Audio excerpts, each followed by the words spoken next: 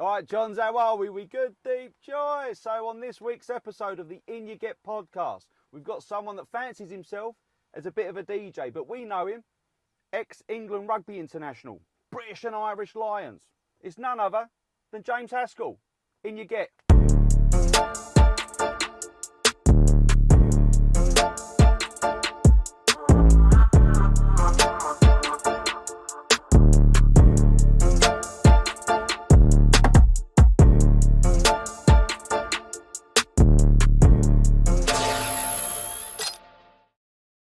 So, Hask, how are we? Absolutely delightful, mate. Delightful. Deep joy. Thank you for agreeing to doing this with me, mate. That's all right. I've never been to this part of the world. I've seen it on Channel 4 documentaries. Yeah. How the other half live, but it's very nice to be here, actually. Yeah, that's right. To be fair, doing this podcast was a little bit your idea, wasn't it?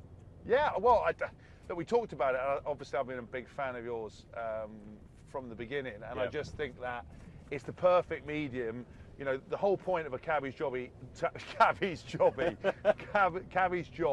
is obviously part of the time is to interact with the clients, have a talk. You know, most of the good ones you have that interaction. I think with the advent of Uber, dirty word, and all these kind of other people, you've lost that kind of charm. And one of the best things about London is being able to have that conversation. And I think it was a perfect medium to put legends, guilty, in your cab and talking about them and the crossovers in life and a few stories. So if this goes big, you've heard it on this video, you're not allowed to cut this out. I want some commish.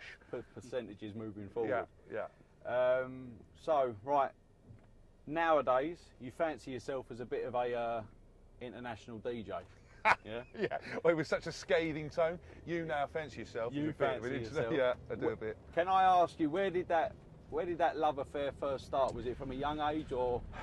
No, so I'm horrifically uncool. I didn't really have much of a kind of. My parents were listening to Michael Jackson, Tina Turner, kind of, you know, when I was younger. You know, Pink Floyd, all these kind of stuff, Elton John.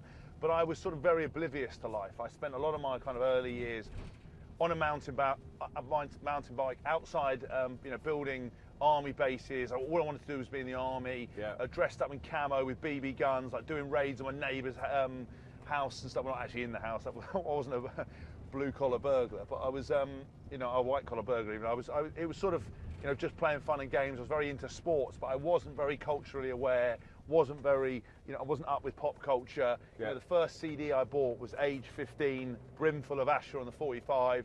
I only did it because I went with my mates and I used to go to HMV and buy CDs. I didn't really have pocket money as a kid. Gotcha. And I wasn't like Oliver Twist, but I just didn't have that kind of thing. So my mum still, you know, chose my clothing up until the age of 15. I put some clothes out of bed for you to wear, and didn't. Where did you go, high and mighty? Oh, no, well, I was sort of tall and thin then. I mean, but it was sort of like, you know, brush your hair to one side before it was fashionable, before you and I started cutting the trend. You know, or Peaky Blinders, I should say. And then, you know, sort of high-waisted trousers, just awkward gears. Used to try and dress me as like my brother, who's younger. And then basically I sort of then started to become a bit more aware of it. And actually the real love affair of music started when I was probably 16, 17, went to a sports psychologist and was talking about kind of how to get consistent performance. So if you're back in the day when people used to play rugby or sport, you had 8 games a season. You can do 8 games on emotion. You know, you can have that kind of easily, readily made fire, competitive nature, motivation.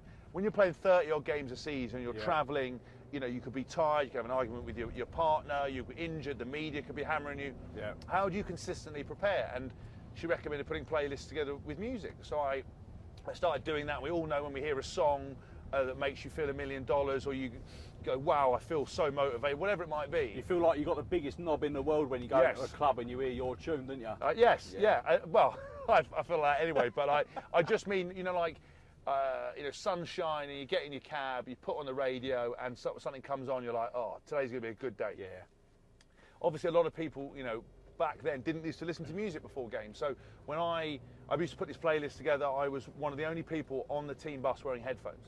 So is it because it was frowned upon by management and they didn't like it? Yes, they basically thought that if you were listening to music, you weren't concentrating. In the zone. Yeah, in the zone. You know, if you were in the change room and they were talking and the captain was talking, you had to listen. And I got loads of criticism from the old heads.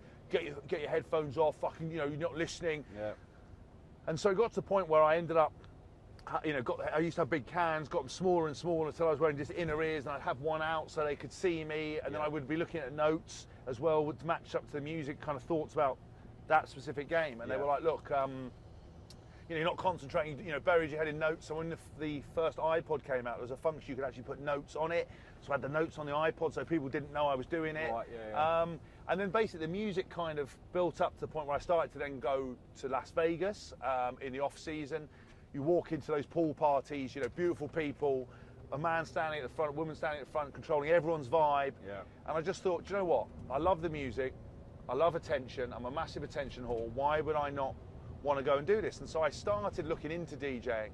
And it turns out a lot of people who were into rugby were DJs. So Simon Dunmore from Defected Records, Jaguar Skills, Seb Fontaine, all these guys were really into music. So I sort of started doing a bit, and I reached out to a few of them, and they gave me some lessons. But a lot of the way I learn is very much about doing it through a process-based thing. Yeah.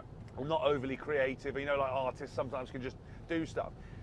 So I started doing a course at a place that's called Sub Bass that's now extinct. And my first gig, if you finish the course, was at Ministry of Sound. And I did a Ministry of Sound on the balcony.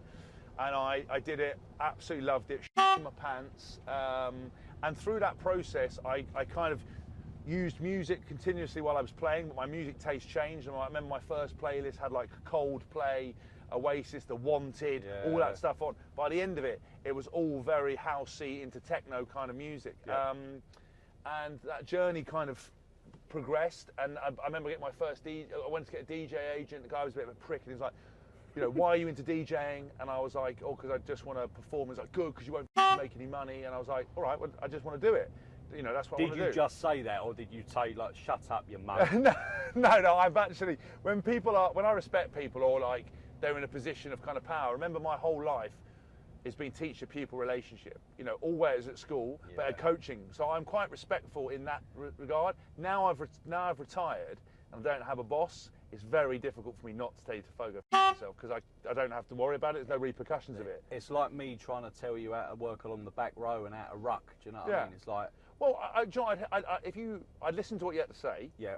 And if you made, you know, there might be something in there that I'd take out of it and I'd be respectful. I find it hard when fans who know nothing about anything, who've never experienced it, don't understand the pressure, are sitting in the safety of their stand, their living room. Yeah. I mean, we can all see what we should be doing, but it's one thing to be doing it in the moment and change 14 other people on the field's minds at the same time to conform. So, but they miss all those kind of nuances. I bet the fans are different, because I mean, like when you've played, like obviously rugby union, international rugby, and all that, if you've had a game, you'll get told about it. Yeah.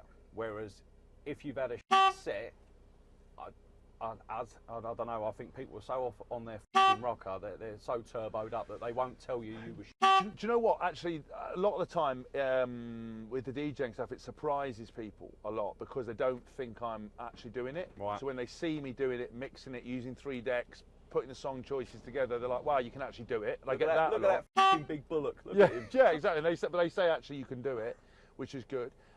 You'll get one guy, you know, get a couple of people just go, "You no, you but that's jealousy. That's just jealousy. They're just going to sell it to anybody. And I pride, you know, I sort of, you know, take the same view that I took into rugby, into DJing, about the performance thing, about doing a set, dismantling it again, reviewing it, I record everything, see what I could have done better, reach out to people who do stuff better than I do, look at videos.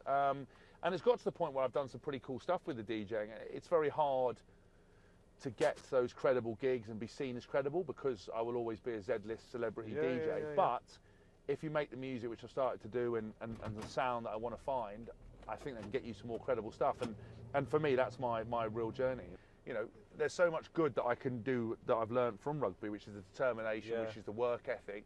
But I'm going into an unknown world where, you know, it's very, you know, you can't quantify all of it. You know, you see in the media world and stuff, like, why does one video do better than another? Why does one joke work better than another?